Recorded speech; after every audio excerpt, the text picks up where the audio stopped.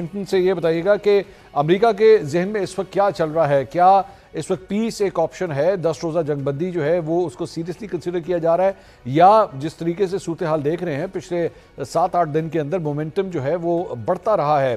جنگی معاملات جو ہیں ہم آہستہ آہستہ اسی طرف جا رہے ہیں؟ What is the mood in Washington? جی بہت بہت شکریہ Mansoor, good to be back on your show, اور ہمارے ساتھ نوجوان ساتھی انس ملک صاحب کو بھی سلام، اور آپ کے ناظرین کو بھی نیک خواہشات۔ دیکھیے، اصل بات یہ ہے کہ آپ نے واشنگٹن اور امریکہ کہا کہ امریکہ کیا سوچ رہا ہے اور واشنگٹن میں کیا موڈ ہے۔ ایکچولی اگر آپ اس کو اس طرح سے کہیں کہ ٹرمپ صاحب کیا سوچ رہے ہیں اور ٹرمپ کا کیا موڈ ہے، کیونکہ یہ چیزیں انہیں پر ڈیپینڈ کرتی ہیں۔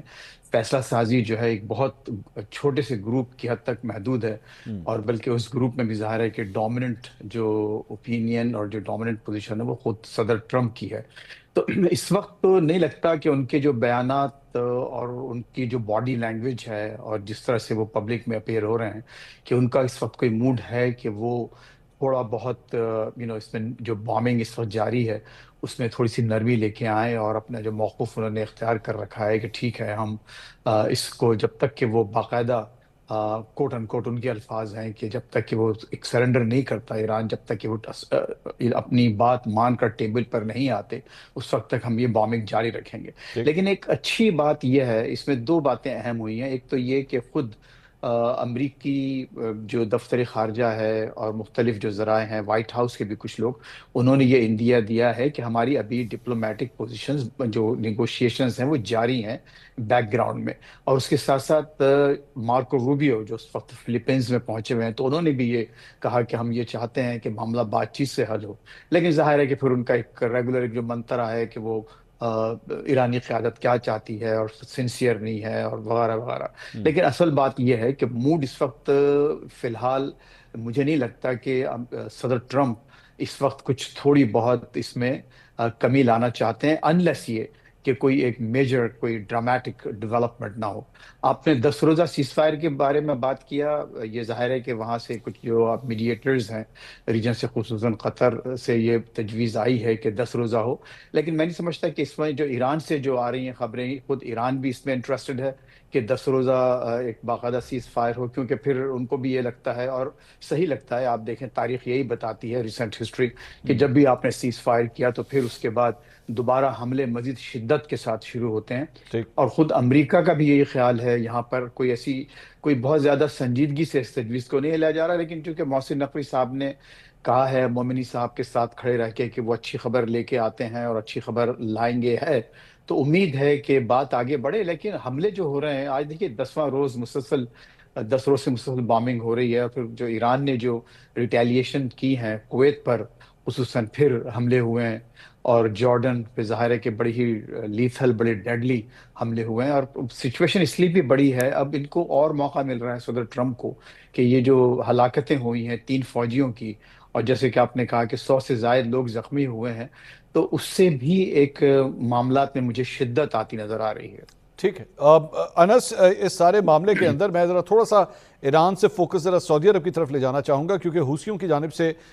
ناکہ بندی کا اعلان کیا گیا کہ جناب ہم سعودی عرب کی ناکہ بندی کریں گے، اور باب المندب جو ہے اب اسے بھی بند کرنے کی جو ہے وہ پوری طرح تیاری کی جا رہی ہے۔ آپ کو لگتا ہے کہ یہ معاملہ پہلے تو صرف ایران امریکہ کی حد تک جو ہے وہ کنفائن تھا، لیکن اب دیگر ممالک کے اندر اگر یہ معاملہ مزید آگے گیا، کیونکہ سعودی عرب کی ظاہری بات ہے ایکسپورٹس اس کی وجہ سے بہت سیویرلی ہٹ ہوتی ہیں، تو کیا دیگر ممالک بھی اس کے اندر جو ہے وہ اپنا رول ادا کرنا شروع کر دیں گے، جو کہ ملیٹریلی ابھی تک انہوں نے نہیں کیا؟ بہت بہت شکریہ منصور صاحب فار ہیونگ می آن دی شو۔ میرے خیال سے ایسا ممکن نہیں ہوگا کہ باب المندب کی جو کلوجر ہے وہ پاسبل ہوگا، اور نہ کہ پاکستان اور دوسرے جو خطے کے ممالک ہیں، جس کا شروع میں آپ نے ذکر بھی کیا کہ پاکستان، قطر، مصر اور ترکیہ اور دوسرے ممالک جو ہے وہ اس پورے معاملے کو افہام متفہیم کے ذریعے حل کرنا چاہ رہے ہیں، تو وہ اپنے اپنے گڈ آفیسز استعمال کر کے اس بات کو ضرور کنوے کریں گے کہ کسی نہ کسی طرح اس پوری معاملے کو روکا جائے۔ باب المندب کی جو انڈیکیشن ہے میرے خیال سے وہ ایسکیلیٹ ٹو ڈی ایسکیلیٹ والی جو لاجک ہے، کہ جہاں پر ایران سٹیکس اتنے زیادہ ہائی کر دے کہ ڈی ایسکیلیشن کے علاوہ کوئی اور سلوشن جو ہے وہ ہمیں نظر نہ آئے۔ میرے خیال سے معاملات اس طرف جائیں گے، نہ کہ اس کو فل بلون ایسکیلیشن کی طرف لے جایا جائے۔ لیکن دیٹ بینگ سیڈ، جو ایک بڑا امپورٹنٹ فیکٹر ہے وہ یہاں پہ ہمیں دیکھنا ہوگا کہ 17 اگست کی ڈیٹ اپروچ کر رہی ہے، فاسٹ اپروچ کر رہی ہے. تقریباً 20 روز 21 روز کے قریب بچے ہیں، 26 27 روز کے قریب بچے ہیں، اور آخری 4 ہفتے ہیں یہ کہ جب وہ 60 روز کی جو ڈیڈ لائن ہے، جو اسلام آباد میمورینڈم آف انڈرسٹینڈنگ، اسلام آباد مفاہمتی یادداشت جو 17 جون کو سائن ہوئی تھی، اس کے بعد یہ تقریباً 60 دن جو ہے وہ 17 اگست کو ختم ہوتے ہیں. تو اس کے بعد کیا ہوگا؟ میری انڈرسٹینڈنگ یہ ہے کہ اب تک ایرانی قیادت کو یہ ہاٹ اینڈ کولڈ چلتے رہے گا یہ معاملہ. شاید 17 اگست سے پہلے مجھے ٹاکس ہوتی ہوئی اسلام آباد میں ہی دوبارہ ٹاکس ہوتی ہوئی نظر آتی ہیں کہ کسی نہ کسی طرح امن واپس آ جائے، اور ایرانی سائڈ بھی اس کو ڈریگ کرنا چاہے گی نومبر تک. اگر تو نومبر میں کوئی فیوریبل ریزلٹ آ جاتا ہے پریزیڈنٹ ٹرمپ کے لیے، تو پھر ہم سیریسنیس دونوں سائڈ سے دیکھیں گے کہ کسی نہ کسی طرح کی ڈیل کی طرف جایا جائے. اور اگر نومبر کے مڈ ٹرمز میں کوئی فیوریبل ریزلٹ نہیں آتا، تو پھر ایرانی سائڈ کو یہ پتا ہے کہ یہ جو بھی ان کے اوپر مسلط کیا گیا ہے جنگ، جو ون سائیڈڈ وار جس طرح وہ کہتے ہیں، وہ زیادہ دیر تک پھر سسٹین نہیں کرے گی. جی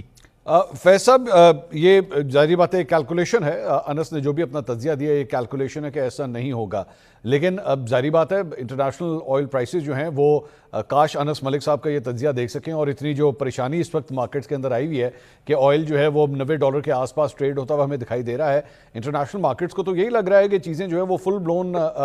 معاملات کی طرف جانے لگی ہیں، وار جو ہے وہ دوبارہ اسی طرح ہی شروع ہونے والی ہے. تو کیا یہ بیسکلی صرف ایسکلیٹ ٹو ڈی ایسکلیٹ والی ہی سچویشن ہے، یا آپ کو بھی لگتا ہے، یا وہاں پہ جو دیگر تجزیہ کار ہیں انہیں بھی یہ لگتا ہے کہ ہم ایکچولی فل بلون وار کی طرف جا رہے ہیں؟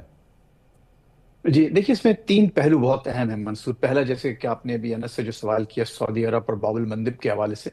اس میں اگر وہ بات واقعی اگر خرابی کی طرف بڑھتی ہے تو وہ بہت ہی ایک انٹرنیشنل تنازع اس طرح سے بن جائے گا کہ خود جو پاکستان اور سعودی عرب کا جو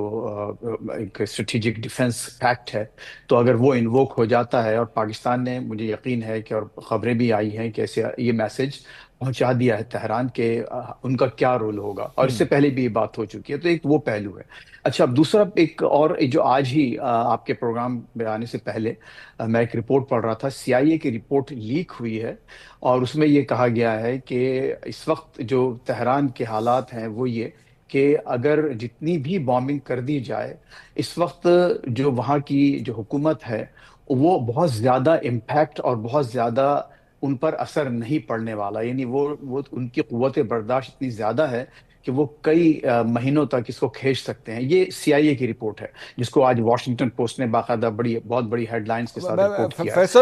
فیصل، ایک جی جی یہ جو آپ کہہ رہے ہیں کہ وہ اس کو افورڈ کر سکتے ہیں، you mean public support point of view سے یا معاشی طور پہ؟ بہت اچھا سوال ہے. ان کا کہنا یہ ہے کہ وہ ایک تو جو لفظ ہوا ہے وہ امپیکٹ، کہ وہ اس امپیکٹ کو سسٹین کر سکتے ہیں. دیکھیے، وہ ظاہر ہے ایک پورا کمپریہنسو اس کا ایک پکچر ہے. اس میں جب اگر آپ جو ملٹری جو ایک امپیکٹ ہوگا اس کو، اور معاشی اور عوامی، اس کو سب کو کمبائن کر کے سوچیں گے، دیکھیں گے کہ وہ ان کی حالت کیا ہوتی ہے. تو لگتا ہے یہی ہے. پھر بعد میں یہ بھی کہا گیا ہے اس رپورٹ میں کہ یہ رجیم سسٹین کر سکتا ہے. یعنی یہ کہنا کہ وہاں اس کی وجہ سے وہ ان کی حکومت گر جائے گی اور عوام کھڑے ہو جائیں گے، بامنگ اگر جاری رہے، تو یہ آج CIA کا یہ ایک ڈٹرمنیشن ہے کہ ایسا نہیں ہوگا. یہ ایک لانگ ٹرم وار کے لیے اس وقت ایرانی حکومت، اس وقت موجودہ قیادت تیار ہے، تمام نقصانات کے باوجود. اچھا، دوسری بات جو وہ اہم اس میں ایک اور جو تیسرا پہلو جس کو میں عرض کرنا چاہ رہا تھا وہ یہ ہے کہ اس وقت صدر ٹرمپ کی پوزیشن جو شروع میں یعنی فروری اور مارچ اور اپریل میں تھی، جبکہ آپ نے دیکھا کہ تیل کی پرائسز $120 سے اوپر چلی گئی تھی پر بیرل دنیا میں، اور ایک زیادہ ہاہاکار مچی ہوئی تھی، زیادہ ایک آپ کو ایک بیک کلیش اور ریئیکشن نظر آ رہا تھا دنیا کی طرف سے. اس دفعہ دیکھیں آپ تھوڑا سا ایک جو ایون یورپینز جو ہیں اور ایون نیٹو کے جو ممالک ہیں، وہ ان کا اس طرف سے معاملہ تھوڑا لوک وارم، یعنی بہت ہی سرد مہری نظر آ رہی ہے، نمبر 1. اور نمبر 2 یہ کہ بلکہ تھوڑی سی ایسا بھی آثار نظر آ رہے ہیں کہ وہ شاید امریکہ کی مدد کے لیے تیار ہیں. اور اس میں جو انقرہ میں جو نیٹو کی سمٹ ہوئی تھی، اس میں باقاعدہ سیکرٹری جو نیٹو ہیں انہوں نے باقاعدہ یہ بات کی تھی کہ نیٹو کسی وقت یہ شامل ہو سکتا ہے. اچھا، تو اس وقت میرا کہنا یہ ہے کہ اس وقت صدر ٹرمپ بھی زیادہ بہتر ایک کمفرٹیبل پوزیشن میں ہے اپنی ڈومیسٹک جو ایک ان کی پالیسیز اور جو ان کا ڈومیسٹک اس وقت جو آڈینس ہے وہ جس طرح سے دیکھ رہا ہے۔ انس نے جو مڈ ٹرمز کی بات کی ہے، دیکھیں مڈ ٹرمز ابھی بھی پلے میں ہیں، اس میں کوئی شک نہیں ہے، اور نقصانات ہو سکتے ہیں صدر ٹرمپ کو اور ریپبلکن پارٹی کو، لیکن اس وقت ڈیموکریٹس کی آپس کی جو ان فائٹنگ ہے، ان کے اندر ایک سول وار چل رہی ہے۔ آپ نے دیکھا کہ جو ممدانی گروپ ہے جو اپنے آپ کو ڈیموکریٹ سوشلسٹ کہتا ہے، وہ انہوں نے ایک تباہی مچائی ہوئی ہے پوری پارٹی میں، اور ایک اندر سے میں سمجھتا ہوں ان کی اپنی نااہلیتیوں کی وجہ سے یہ عین ممکن ہے کہ وہ مڈ ٹرم میں اپنی پوزیشن جو ہے اتنی بہتر نہ کر سکیں جتنی کہ امید کی جا رہی ہے۔ تو یہ تمام یہ تین خصوصاً پہلوؤں کو رکھ کے آپ دیکھیں تو معاملات مجھے لگتا ہے کہ ابھی، اور خود آج جو پروفیسر مرشمیر ہیں مشہور، جو یونیورسٹی آف شکاگو کے، جنہوں نے جوش لابی نامی مشہور کتاب لکھی تھی آج سے کئی برسوں پہلے، تو ان کا بھی یہی کہنا ہے کہ یہ بات ایران اس وقت زیادہ وہ بھی ایمبولڈنٹ فیل کرتا ہے، خصوصاً شہید آیت اللہ جو خامنائی کی جنازے میں جس طرح سے 1.5 کروڑ سے زیادہ لوگ وہاں شریک ہوئے، اور جو نعرے بازی کی گئی، اور پھر خود